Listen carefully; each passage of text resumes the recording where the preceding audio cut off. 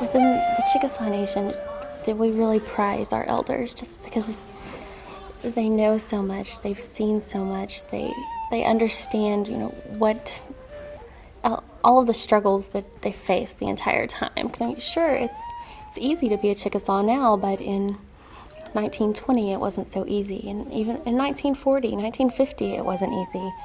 So they really hold the keys to our past, and they're just precious, precious people. We have senior citizen sites sprinkled throughout the Chickasaw Nation where they can gather together, and we serve them lunch, and they have little cotillions for Valentine's Day that the community comes to, and they crown a king and queen, and it's just very adorable.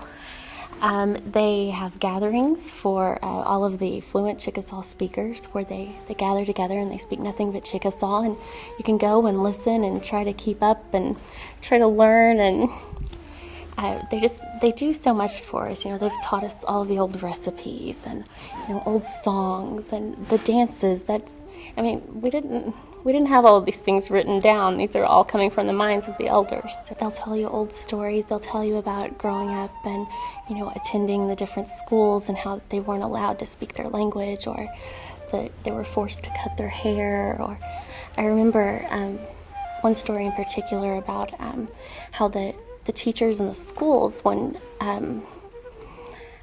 when they first began trying to break down the culture, the teachers would come by, and if you were caught speaking your language, they would hit you on the hand with a ruler, that would never be acceptable.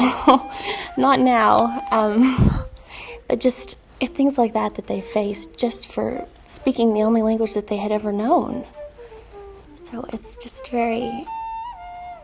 very saddening on one hand, but on the other, it's just amazing to see how far we've come from them. They hold all the stories, the oral histories and things like that are very important, because you have to know your past if you want to go forward with a successful future.